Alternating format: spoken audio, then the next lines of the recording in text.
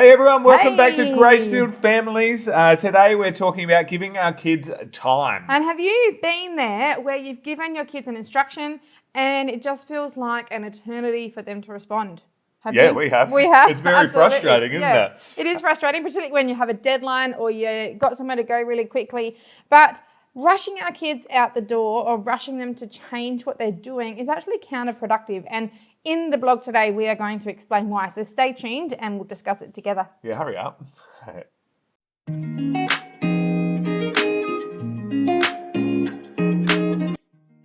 Before we jump into our video today, I just want to remind you that at Gracefield Families, we empower you to live out your family values and kingdom purpose, steering clear of this world's distractions. So to empower you, we actually have a 5-day family insight guide on our website, www.gracefieldfamilies.com, which is completely free. And it is a resource to help you understand your family better and give you purpose and goals for the future while resisting the busyness of our world. Yeah, so head on over and we look forward to helping your family to thrive. All right, welcome. It's good to have you here. Yeah. I don't know about you, but we live very busy, and sometimes it can be rushed lives. Yeah. And it's tricky in this culture, right? Because people are always celebrating busy, yet not wanting to be busy. It's a little bit strange, isn't it? Yeah. And so we want to talk about what impact that can have on our kids, on us, and our families as we move about and do different activities and get places and stuff. Yeah, I guess here at Gracefield Families, we actually want to help parents to resist this busyness, don't we? Absolutely. And to embrace a strong family team. And part of that is actually to slow down a bit and to really sow into our kids and help our kids to grow into intelligence. And a well-renowned child psychologist actually said, her name is Jean Piaget, she said, intelligence is the ability to adapt to change. And part of that adapting to change is actually teaching our children how to do that well and how to do that with emotional intelligence. And part of that is actually giving them time. Absolutely. And giving them time to think through what we've asked them to do and helping them be successful in that. Yeah, and to keep our kids emotionally regulated. I don't know about you, but if I'm doing something at work and then all of a sudden the phone rings and I have to immediately jump into something else and leave what I was doing behind, that takes transition time. Yeah, you know? yeah. And I'm an emotionally intelligent person, or so I think. So you like to think, yeah. So I like to think. But just remember, our brains aren't fully developed until around the age of 25. Yeah. So our kids, whether they're young or teenagers or even young adults, they need support in developing this emotional regulation and this ability to change and adapt quickly to situations. Yeah, and it's actually unfair to expect them to to instantly stop something that they're doing. And so we've actually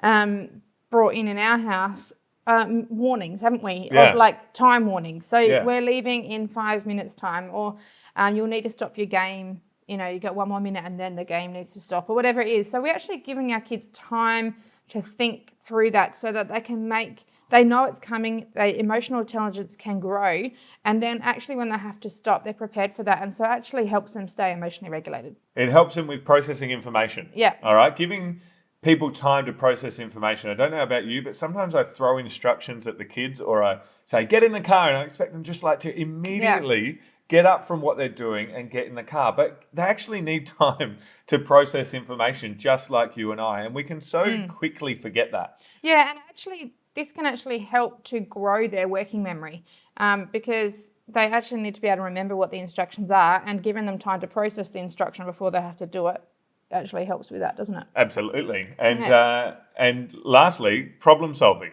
Yeah. Like, giving kids time allows them to think about the problem and the thing at hand and actually spend the time working through that and getting that out. Yeah.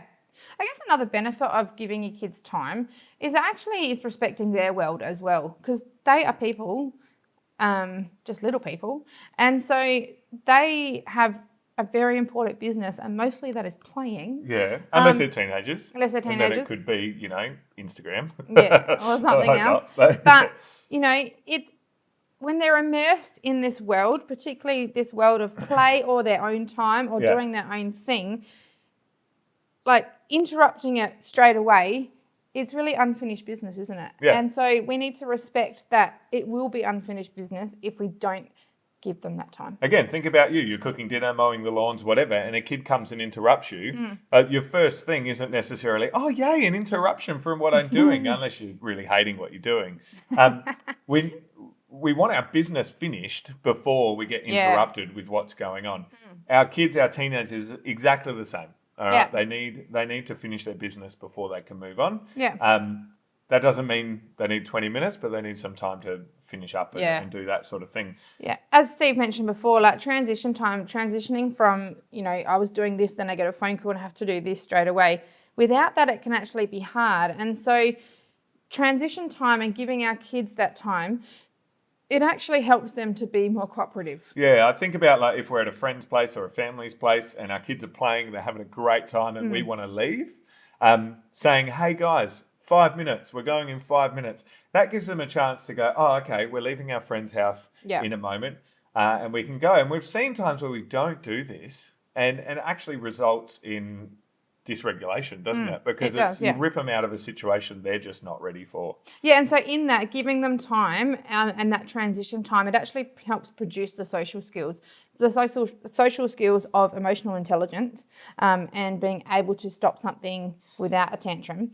It also, the social skills of saying goodbye, and that it's not just like get up, get in the car and go. There's like, you have to, even social skills of packing up first. And so you're helping them to pack up.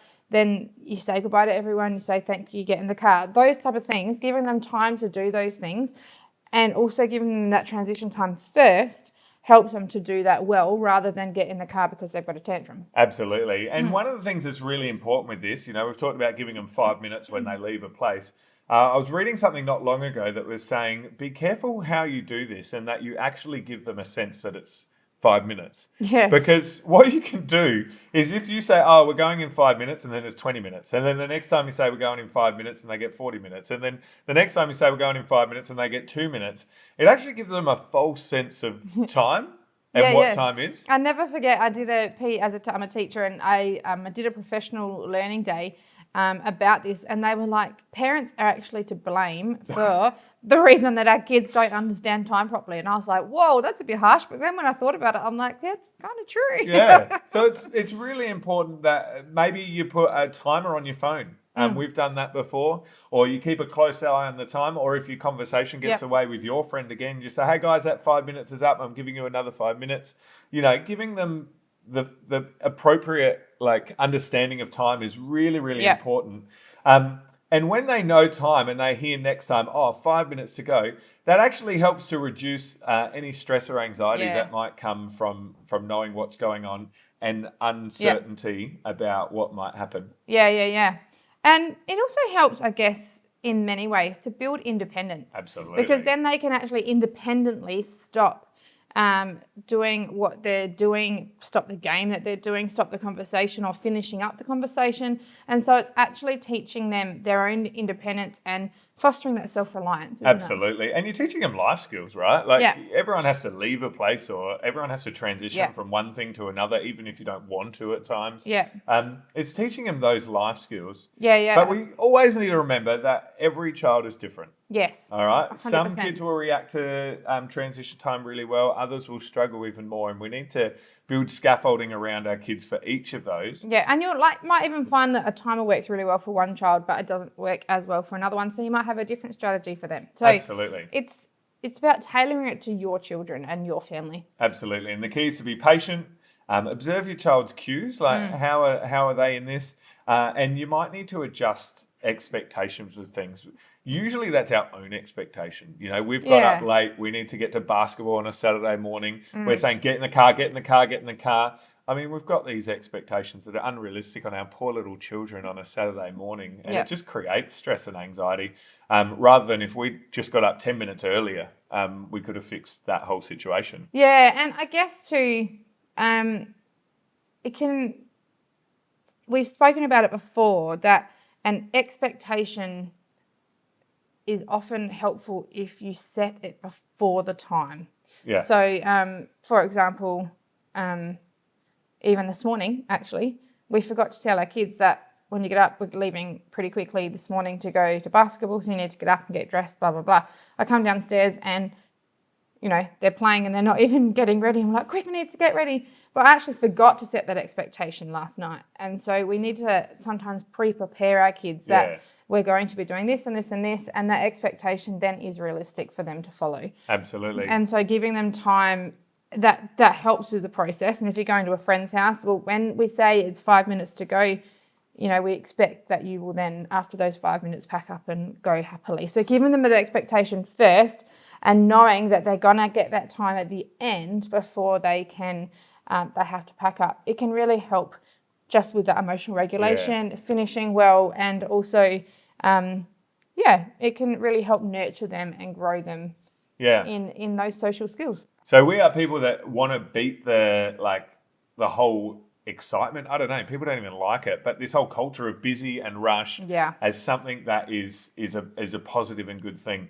We want to build into our kids the ability to regulate themselves and regulate the time and be efficient in changing different things. And hopefully this has helped you to think about that as well. Yeah, absolutely. If you head to our website, Family Insight Guide, that has a bunch of stuff in it about understanding your kids and what makes them tick, understanding your family and your family team, which will help with all this stuff. The better we understand each other, the better that we can navigate life together as a team.